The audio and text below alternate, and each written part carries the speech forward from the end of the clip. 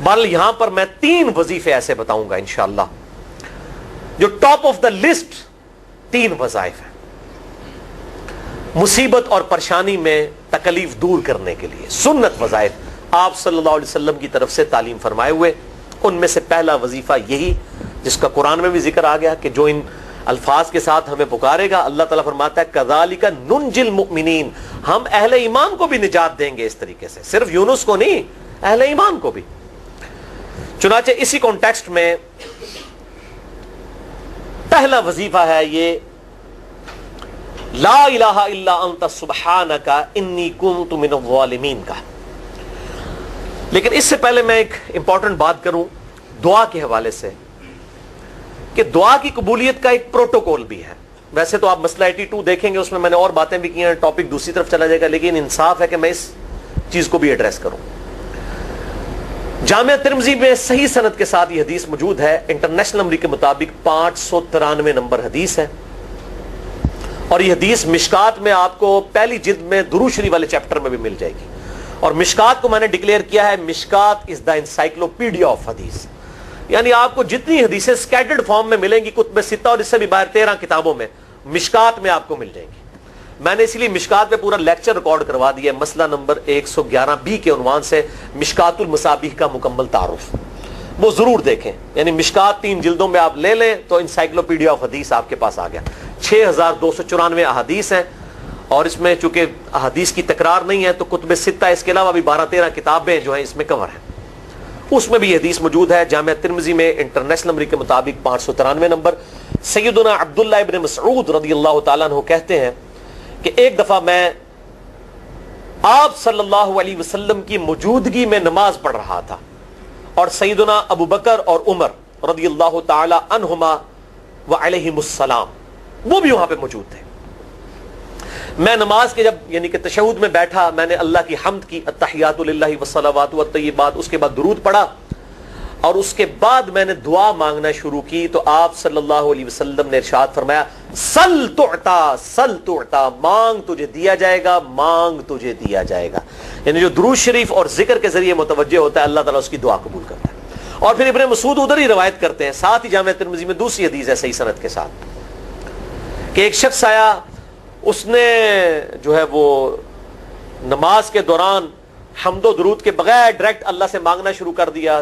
تو جب وہ فارغ ہوا آپ صلی اللہ علیہ وسلم نے اسے بلا کر کہا کہ سائل تو نے مانگنے میں جلدی کی، تجھے چاہیے کہ جب دعا مانگنے لگے پہلے اللہ کی حمد بیان کر، پھر مجھ پر درود پڑھ، اور پھر اللہ کی طرف متوجہ ہو. اور اس حدیث میں آتا ہے کہ ایک اور شخص آیا، یعنی ابن مسعود وہ خود تھے، اور اس نے اللہ کی حمد اور درود کے ذریعے دعا مانگی تو آپ صلی اللہ علیہ وسلم فرمایا سل تعطا سل تعطا، مانگ تجھے دیا جائے گا، مانگ تجھے دیا جائے گا. درود شریف پہ میں الگ سے بھی لیکچر دے چکا ہوں، مسئلہ نمبر 56 کے عنوان سے 2 گھنٹے کی گفتگو ہے.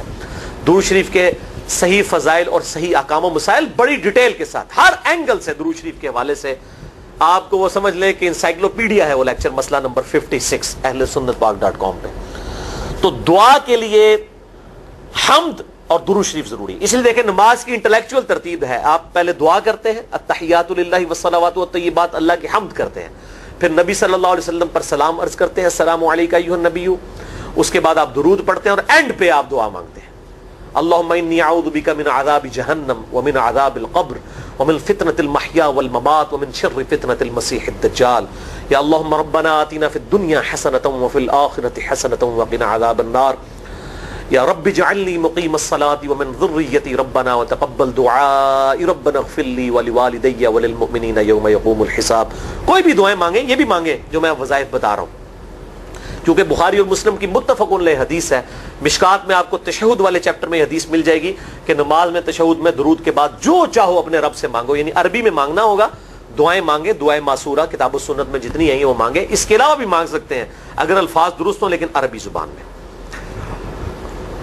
تو یہ پہلا وظیفہ جامعہ ترمذی میں انٹرنیشنل نمبر کے مطابق 3505، مشکات میں 2292 نمبر یہ حدیث ہے. اور قرآن حکیم میں تو ہم پڑھ چکے ہیں سورۃ الانبیاء آیت نمبر 87 اور 88 میں آپ صلی اللہ علیہ وسلم نے ارشاد فرمایا کہ یونس علیہ السلام نے مچھلی کے پیٹ میں اپنے رب کو ان الفاظ کے ساتھ پکارا تھا لا الہ الا انت سبحانک انی کنت من الظالمین اور پھر آپ صلی اللہ علیہ وسلم نے فرمایا کہ جو کوئی شخص اپنے کسی بھی معاملے میں کسی بھی پریشانی میں اس دعا کے ذریعے اللہ کی طرف متوجہ ہو اللہ تعالیٰ اس کی دعا کو قبول فرما لیتا ہے. اور قرآن میں بھی آ گیا نا کذالک ننجی المؤمنین. اور کتنا بڑا فتویٰ آیا میرے بھائیوں سورہ الصافات 143 144 فلولا انہ کان من المسبحین. اگر یونس ہمیں ان الفاظ میں ہماری تسبیح نہ کرتا للبث فی بطنہ الی یوم یبعثون, تو مچھلی کے پیٹ میں قیامت تک مچھلی کے پیٹ میں رہتا اگر اس طرح نہ ہمیں پکارتا. اس کی قبر مچھلی کا پیٹ بن جاتی. یعنی یہ اتنا عطاب, اور وہ دور ہو گیا اس دعا سے, بہت بڑا اسماء اعظم میں سے ہے. تو یہ بہترین دعا, بہترین وظیفہ, اسماء اعظم میں سے بہترین چیز, اور سب سے بڑھ کر جو میں نے بات کی کہ بہترین استغفار, اللہ سے توبہ مانگنے کا بہترین ذریعہ. اور کس طریقے سے, اے اللہ تو پاک ہے نا, تجھ سے تو غلطی نہیں ہوگی, میں بندہ ہوں غلطی کروں گا, تو اللہ نے تو معاف کرنا ہے نا, کیونکہ جب بندے نے اپنی عاجزی کا اظہار کر لیا ہے اور اللہ تعالیٰ کو بتایا اللہ یہ تیری کوالٹی ہے, تو غلطی نہیں کرتا, تو میں تو انسان ہوں غلطی کروں. تو یہ ہے پہلا وظیفہ. دوسرا وظیفہ وہ بھی جامعہ ترمذی میں انٹرنیشنل نمبر کے مطابق 3524 نمبر حدیث ہے, لیکن ترمذی کا طریق جو ہے وہ ضعیف ہے. یہ میں پہلے بتا دوں, امام ترمذی نے ساتھ لکھا ہے یہ روایت کمزور ہے, لیکن ضروری نہیں ہوتی کہ روایت اگر ترمذی میں کمزور ہے تو کہیں اور وہ روایت صحیح نہیں موجود ہے. اس کی صحیح سند المستدرک للحاکم میں انٹرنیشنل نمبر کے مطابق 1862 نمبر موجود ہے, اور سنن نسائی الکبریٰ میں 10492 نمبر ہے, اور مشکات میں بھی 2454 نمبر حدیث ہے انٹرنیشنل نمبر کے مطابق. تو صحیح سند المستدرک للحاکم اور سنن نسائی الکبریٰ کے اندر موجود ہے. اور وہ وظیفہ ہے انس ابن مالک کہتے ہیں اور سعد ابن ابی وقاص کہتے ہیں رضی اللہ تعالی عنہما وعلیہم السلام کہ آپ صلی اللہ علیہ وسلم کو جب کبھی کوئی تکلیف یا پریشانی پہنچتی تو آپ صلی اللہ علیہ وآلہ وسلم ہمیشہ ان الفاظ میں اپنے رب کو پکارا کرتے ہیں, یا حی یا قیوم برحمتک استغیث. اے خود سے زندہ ہر چیز کو تھامنے والے, میں تیری رحمت کے ساتھ تیری مدد کا سوال کرتا ہوں. استغیث بولیں گے نا الف کے ساتھ حمزہ کے ساتھ تو یہ سنگولر کا صیغہ ہوگا, اور اگر ہم بولیں گے نستغیث نون کے ساتھ تو یہ جمع کا صیغہ بن جائے گا. یہ میں اس لیے بتا رہا ہوں, لوگ پوچھ رہے ہوتے ہیں جی بعض جگہ لکھا ہوتا ہے جناب نستغیث, بعض جگہ لکھا ہوتا ہے استغیث, کیا کریے وہ نستغیث جمع کا صیغہ بنا لیا جاتا ہے. جیسے دعا ہے سنن ابی داؤد میں اللہم اجرنی من النار, لیکن اگر جمع کا صیغہ بنائیں گے تو اللہم اجرنا من النار ہو جائے گا. اس طریقے سے دعائے قنوت کے الفاظ ہیں اللہم اہدنی فی من ہدیت, تو جمع کا صیغہ ہوگا اللہم اہدنا فی من ہدیت. یہاں پر بھی ہے یا حی یا قیوم برحمتک استغیث سنگولر کا صیغہ, اور نستغیث پلورل کا صیغہ جمع کا صیغہ. کتنی بہترین دعا ہے, اے خود سے زندہ ہر چیز کو تھامنے والے, میں تیری رحمت کے ساتھ تیری مدد کا سوال کرتا ہوں. تو یہ بھی اسماء اعظم میں سے ہے. سنن نسائی الکبریٰ کے اندر صحیح سند کے ساتھ 10492 اور المستدرک للحاکم میں 1862 نمبر. اب یہاں پہ میں ایک ضمناً بات بتا دوں سنن نسائی الکبریٰ کے بارے میں, چونکہ اکثر لوگ پوچھتے ہیں. میرے بھائیوں ایک سنن نسائی وہ ہے جو کتب ستہ میں ہم پڑھتے ہیں, اس میں یہ کتاب لکھی ہے امام احمد بن شعیب نسائی رحمہ اللہ تعالی المتوفی 303 ہجری. کتب ستہ میں یہ ویسے 5ویں نمبر پہ گنی جاتی ہے, لیکن بخاری اور مسلم کے بعد دنیا میں سب سے صحیح ترین کتاب سنن نسائی ہے. سب سے کم ضعیف حدیثیں اس کے اندر ہیں. بخاری مسلم کے بعد تیسرا نمبر اس کتاب کا ہے. دنیا کی کوئی حدیث کی کتاب بخاری مسلم کے بعد صحیح نہیں ہے جتنی سنن نسائی ہے. سنن نسائی جو ہمارے پاس کتب ستہ میں ہے نا, اس میں ہے 5761 احادیث انٹرنیشنل نمبر کے مطابق, اور یہ ساری انٹرنیشنل کتابیں عربی میں, انگلش میں اور اردو میں ہماری ویب سائٹ اہل سنت پاک.com پہ فری اس کا PDF موجود ہے, آپ ڈاؤن لوڈ کر سکتے ہیں. 5761 احادیث ہیں اس سنن نسائی میں جو ہمارے پاس ہے. اسے ویسے ٹیکنیکل لینگویج میں کہا جاتا ہے سنن نسائی الصغریٰ, چھوٹی سنن نسائی, کیونکہ امام نسائی نے یہ کتاب نہیں لکھی تھی. امام نسائی نے کتاب لکھی تھی سنن نسائی الکبریٰ, بڑی سنن نسائی، اور اس میں حدیث ہیں انٹرنیشنل نمبر کے مطابق 11,770، بخاری مسلم سے بھی زیادہ حدیث ہیں اس میں. لیکن یہ امام نسائی کے ایک شاگرد تھے امام ابن السنی، انہوں نے اس کو مختصر کر کے نا چھوٹی کتاب بنا دیا، اور اب پبلک میں یہی چھوٹی کتاب مشہور ہے. اس کی وجہ سے جب ہم سنن نسائی الکبریٰ کا آپ مشکات میں دیکھیں گے نا تو وہ فرق نہیں کرتے ہیں. جب وہ سنن نسائی کا حوالہ دیتے ہیں نا تو آپ کو نسائی میں وہ ملے گا بھی نہیں، وہ الکبریٰ میں ہوتا ہے، کیونکہ وہ اس تفریق کو مانتے نہیں، وہ تو سنن نسائی الکبریٰ کو سنن نسائی مانتے ہیں. جبکہ ہماری پبلک جو ہے وہ سنن نسائی، وہ میں حوالہ دے رہا ہوتا ہوں کہ جی سنن نسائی الکبریٰ میں 9,928 نمبر حدیث ہے کہ جو آیت الکرسی پڑھ لے فوراً بعد کسی بھی نماز کے فرض کے فوراً بعد تو مرتے ہی جنت میں داخل ہوگا. تو لوگ کہتے ہیں جناب نسائی تے حدیث ہیں جناب 5,761 نے، تسی 9,928 کی تمہیں دس دیو. تو میں ساتھ حالانکہ بول رہا ہوتا ہوں سنن نسائی الکبریٰ، میں نے کبھی اس کے بغیر نہیں بولا. تو الکبریٰ سے آپ کا دماغ تو کام کرنا چاہیے، الکبریٰ کیوں بول رہا ہے ساتھ؟ کوئی یہ صغریٰ بھی ہے جس کی یہ الکبریٰ ہے بڑی، اور ہمارے گرین کارڈ میں یہ وظیفہ لکھا ہوا ہے الکبریٰ کے ساتھ. اسی طریقے سے جو میرا وہ واقعہ کربلا کے اوپر 150 اسناد پر مشتمل پمفلٹ ہے، ریسرچ پیپر نمبر 5B واقعہ کربلا کا حقیقی پس منظر 72 صحیح الاسناد احادیث کی روشنی میں. 72 کا تو ٹائٹل ہے شہدائے کربلا کی نسبت سے، احادیث اس میں 150 ہیں. اس میں اکثر حدیثوں کے حوالے میں نے سنن نسائی الکبریٰ سے دیے ہوئے ہیں. وہ لوگ کہتے ہیں مل ہی نہیں رہی ہے، تو میرے بھائی وہ سنن نسائی الکبریٰ آپ کے پاس ہوگی تو آپ کو ملے گا نا. تو سنن نسائی الکبریٰ الگ سے وہ اصل کتاب ہے، اس میں سے سنن نسائی الصغریٰ بنائی گئی ہے. اسی سنن نسائی الکبریٰ کا چیپٹر ہے خصائص علی، جس میں 194 حدیث ہیں سیدنا مولا علی رضی اللہ تعالیٰ عنہ وعلیہ السلام کی شان میں. امام نسائی نے ناسبیوں کے خلاف وہ کتاب کا وہ چیپٹر لکھا، وہ خصائص علی چیپٹر ہے سنن نسائی الکبریٰ کا. اس طریقے سے فضائل صحابہ بھی امام نسائی کی جو کتاب ہے وہ بھی اسی کتاب کا چیپٹر ہے. اسی طریقے سے عمل الیوم واللیلہ، صبح و شام کے جو اذکار ہیں وہ چیپٹر بھی اسی سنن نسائی الکبریٰ میں سے ہے. اسی میں یہ وظیفہ ہے کہ جو آیت الکرسی فرض نماز کے فوراً بعد پڑھتا ہے تو مرتے ہی جنت میں داخل ہوگا. میں نے اس کتاب کے اس چیپٹر کا حوالہ نہیں دیا، وہ الگ سے بھی چیپٹر چھپا ہوا ہے، جس طرح خصائص علی الگ سے ہے، فضائل صحابہ الگ سے ہے. خصائص علی تو ہمیں ہماری ویب سائٹ پہ بھی موجود ہے اہل سنت پاک.com پہ.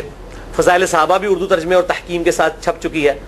اور یہ عمل الیوم واللیلہ، دن رات کے جو اذکار ہیں، یہ بھی الگ سے عربی میں چھپی ہوئی ہے. تو میں اس کا حوالہ نہیں دیتا، میں سنن نسائی الکبریٰ کا کہتا ہوں 9,928 آیت الکرسی کا وظیفہ. تو یہ سنن نسائی الکبریٰ کا میں نے حوالہ دیا ہے یا حی یا قیوم برحمتک استغیث 10,492 صحیح طریق ہے. بعض اوقات کسی ایک کتاب میں ضعیف، ترمذی کا اس کا طریق جو ہے وہ ضعیف ہے، سنن نسائی الکبریٰ اور المستدرک للحاکم کا طریق جو ہے وہ بالکل صحیح ہے. جس طریقے سے سنن ابی داؤد اور سنن ابن ماجہ میں کتاب النکاح چیپٹر میں حدیث ہے، اگر میں سجدہ جائز سمجھتا تو بیویوں کو کہتا کہ اپنے خامدوں کو سجدہ کریں اس حق کے سبب جو اللہ نے ان کو دیا. تو ابو داؤد اور ابن ماجہ کی روایت ضعیف ہے، اس میں شریک القاضی مدلس ہیں اور ان سے روایت کر رہے ہیں، اور مدلس کی ان والی روایت سما کی تصریح کے بغیر ضعیف ہوتی ہے. لیکن ہم اس حدیث کو صحیح کہتے ہیں کیونکہ اس سما کی تصریح سنن البہیقی کے اندر موجود ہے الکبریٰ میں. تو ہم پھر اس کی بنیاد پہ کہتے ہیں چونکہ وہاں پر صحیح، لہذا اس کو ہم کہتے ہیں شواہد کی بنیاد پہ صحیح. یہ میں آپ کو ٹیکنیکل چیزیں بتا رہا ہوں، یہ وہ چیزیں جو آپ کے کئی وہ جو بڑے بڑے علماء پڑھ کے فارغ ہوتے ہیں ان کو بھی یہ باتیں نہیں پتہ ہوتی ہیں. وہ کہتے ہیں جناب آپ کتوں پڑھے ہو، اور میں کہنا پائی میرے آئنسٹائن تے نیوٹن کو کسی مدرسے تو پڑھنے کی ضرورت نہیں ہوتی. نیوٹن 8ویں کلاس ہی نسیا ہوا ہے، آج نیوٹن ہوتے PhD ہوتی فزکس تھی. مجھے غامدی صاحب کا جملہ یاد آیا، ان سے کسی نے پوچھا کہ یہ جو روایتی علماء ہیں اور مولانا مودودی آپ ان کو کیسے دیکھتے ہیں؟ ان کا روایتی علماء جو ہیں یہ تو مدرسوں کے اسٹوڈنٹس اور فاروق تحصیل ڈگری ہولڈر ہیں، اور مودودی صاحب جو ہیں ان کی مثال تو آئنسٹائن اور نیوٹن والی ہے، ان کے اوپر PhDs ہوتی ہیں. یہ گاڈ گفٹڈ صلاحیتیں ہوتی ہیں. ان مدرسوں کی آؤٹ پٹ مودودی صاحب اور ڈاکٹر اسرار، ڈاکٹر ذاکر نائک اور احمد دیدار صاحب تو نہیں ہو سکتے. یہ گاڈ گفٹڈ صلاحیتیں ہوتی ہیں. تو میں اس لیے ساتھ ساتھ کلیئر کر رہا ہوں تاکہ یہ جو ایمبیگوٹیز آتی ہیں اس حوالے سے وہ کلیئر ہو جائیں. بہرحال یہ دوسرا وظیفہ ہو گیا. اب تیسرا وظیفہ جو ہے کمال وظیفہ، صحیح بخاری میں موجود ہے، انٹرنیشنل نمبر کے مطابق 4,563 نمبر. ابن عباس رضی اللہ تعالی عنہما کہتے ہیں وعلیہم السلام، وہ کہتے ہیں کہ سیدنا ابراہیم علیہ السلام کو جب آگ میں پھینک رہے تھے نا تو ابراہیم علیہ السلام نے اس وقت کہا تھا حسبنا اللہ و نعم الوکیل، ہم نے اللہ ہی پر بھروسہ کیا اور وہی بہتر کارساز ہے. اور تمہارے نبی صلی اللہ علیہ وسلم کو بھی جب مصیبت اور پریشانی آتی تھی وہ بھی پڑھا کرتے تھے حسبنا اللہ و نعم الوکیل، ہم نے اللہ ہی پر بھروسہ کیا اور وہی بہتر کارساز ہے. اس کے اندر وہ شعر جو بنا دیا نا نعم المولا و نعم النصیر، ویسے الگ سے آیت ہے، الگ سے آیت ہے، لیکن یہ شعر نہیں بنانا، بس اتنا ہی وظیفہ ہے حسبنا اللہ و نعم الوکیل. اور یہ جو انہوں نے کہا کہ نبی صلی اللہ علیہ وسلم بھی یہ کہتے تھے، اس کا ذکر الحمدللہ قرآن میں بھی موجود ہے، اس سے بھی بڑھ کر سورہ آل عمران کی 173 نمبر آیت میں ہے کہ جب نبی صلی اللہ علیہ وسلم اور اہل ایمان کو یہ خبر پہنچی کہ کافر ان کے خلاف سازشیں کر رہے ہیں، تو نبی اور اہل ایمان نے پکارا حسبنا اللہ و نعم الوکیل. تو حسبنا اللہ و نعم الوکیل قرآن کی آیت بھی ہے، اور یہ ہے وہ آیت، وظیفہ قرآن میں آیا ہوا ہے یہ آل عمران 173 اور صحیح بخاری 4563. اور مجھے بڑا وجد آیا کہ ابراہیم علیہ السلام کو جب آگ میں پھینکنے لگے تھے انہوں نے اس وقت اللہ کو ان الفاظ کے ساتھ پکارا حسبنا اللہ و نعم الوکیل. اچھا یہ جتنے بھی وظیفے ہیں نا میرے بھائیوں، ان کا فائدہ اسی وقت ہے جب آپ کو ترجمہ بھی ان کا آتا ہوگا، ورنہ آپ روزانہ جتنی مرضی تسبیحیں کھینچتے رہے کوئی فرق نہیں پڑے گا. اس لیے میرا ایک پرسنل مشورہ ہے کہ جب بھی یہ وظیفے پڑھے نا آپ، اردو ترجمہ بے شک آتا بھی ہو رہا ہے، ایک دفعہ اپنی زبان میں اس کو ریپیٹ کریں. یعنی آپ پڑھیں حسبنا اللہ و نعم الوکیل، میں نے اللہ ہی پر بھروسہ کیا اور وہی بہتر کارساز ہے. آپ دیکھیں یہ صوت القرآن چینل میں جب وہ عربی چل رہی ہوتی ہے، جیسے ہی وہ مراج الدین خان کا ترجمہ شروع ہوتا ہے نا، کیسے کب کبھی تاری ہو جاتی ہے، کیونکہ ہماری زبان میں بات ہو رہی ہوتی ہے نا. ابھی تو نہیں قیام اللیل میں رو رہے ہوتے، ان کی زبان میں بات ہو رہی ہوتی ہے، اپنی زبان کا اثر ہوتا ہے. اسی طریقے سے آپ لا الہ الا انت سبحانک انی کنت من الظالمین، یا حسبنا اللہ و نعم الوکیل، یا حی یا قیوم برحمتک استغیث، جو بھی وظیفے پڑھیں نا، ایک دفعہ ان وظیفوں کو جب آپ الگ سے دعا مانگ رہے ہوں اس وقت اس کو آپ اپنی زبان میں بھی دہرائیں. اور اس کے لیے کوئی تسبیح نہیں کھینچنے کی ضرورت کہ آپ نے اتنے 100 دفعہ پڑھنا ہے. تسبیح تو ویسے ٹھیک ہے، وہ آپ استعمال کر سکتے ہیں، لیکن آپ چلتے پھرتے اٹھتے بیٹھتے ہر وقت جس حالت میں بھی، اور صحیح مسلم میں حدیث ہے کہ یہ جو وظائف ہیں ان کے لیے تو کوئی وضو بھی کیا، غسل بھی پروٹوکول نہیں ہے. اب عائشہ کہتی ہیں نبی صلی اللہ علیہ وسلم حالت جنابت میں بھی اللہ کو یاد کر لیا کرتے تھے. صحیح مسلم میں حدیث موجود ہے، جنابت والے چیپٹر میں ہر حال میں اللہ کو یاد کرتے تھے. اور جو قرآن میں بھی دعائیں یا اذکار آئی ہیں نا، جب آپ حالت جنابت میں بھی اس کو کریں گے نا تو اس پہ قرآن کا حکم نہیں لگے گا. جامعہ ترمذی اور ابو داؤد میں جو حدیث ہے کہ حضرت علی کہتے ہیں نبی صلی اللہ علیہ وسلم کو حالت جنابت کے علاوہ کوئی اور حالت قرآن پڑھنے سے مانے نہیں ہوتی تھی، تو اس سے مراد قرآن کی تلاوت ہے. اگر قرآن کی دعائیں جیسے ہیں بسم اللہ الرحمن الرحیم، یہ بھی تو قرآن ہے، سبحان اللہ بھی تو قرآن ہے، الحمدللہ بھی تو، یہ اذکار جو ہے نا جب آپ اذکار کی نیت سے پڑھ رہے ہوں گے پھر یہ قرآن نہیں شمار ہوں گے، ذکر شمار ہوں گے. اور اس کے لیے نہ وضو پروٹوکول ہے اور نہ غسل کا ہونا ضروری ہے، ہر حال میں اللہ کو یاد کریں. یونس علیہ السلام نے کتنے یاد کیتا ہے؟ فی الظلمات، مچھلی کے پیٹ میں، جہاں نہ کوئی اگربتی تھی اور تعفن پھیلا ہوا تھا اور اندھیرا ہی اندھیرا تھا. یہاں پہ وہ جناب کس طرح وہ روشن کرتے ہیں، پھر 1.25 لاکھ دفعہ پڑھواتے ہیں. یعنی میں بتا رہا ہوں آدھا سچ بڑا خطرناک ہوتا ہے. یعنی آیت کریمہ کی اصلیت تو موجود ہے کتاب و سنت میں، لیکن آدھا جو سچ جھوٹ ساتھ ملا لیا نا اس کی وجہ سے سارا بیڑا غرق کر دیا ہوا. اور بجائے یہ کہ لوگوں کو یہ وظیفہ بتایا جائے کہ اٹھتے بیٹھتے چلتے پھرتے اللہ کو ان الفاظ میں یاد کریں، اس کو انہوں نے کوئی اور ہی رنگ دے دیا ہوا ہے اور اس نے 1.25 لاکھ دفعہ ختم اور پتہ نہیں کیا کچھ بنا دیا ہوا ہے. تو یہ 3 وظائف تھے بڑے اہم اس حوالے سے، اور میں نے اس کو ضروری سمجھا کہ میں یہ ضرور بتا دوں تاکہ لوگ اس پہ ایجوکیٹ ہوں، ان وظائف کو کریں. اور مسئلہ نمبر 82 میرا الگ سے میرے بھائیوں ریکارڈ ہے. مسئلہ نمبر 82 اسماء اعظم اور دعا کی قبولیت سے متعلق جتنی بھی چیزیں ہیں میں نے اس میں بڑی ڈیٹیل کے ساتھ الحمدللہ کئی اور وظائف بھی بتائے ہیں، لیکن اب وہ اتنے وظائف کوئی جمع کرنے کی ضرورت نہیں ہے. موٹے موٹے 3 وظیفے جو بتا دیے انہی کو اگر کوئی لے لے اپنی دعاؤں میں انہی وظائف کو کرے تو اللہ تبارک و تعالی ہر معاملے میں جو ہے وہ انشاءاللہ تعالی کفایت فرمانے والا ہے.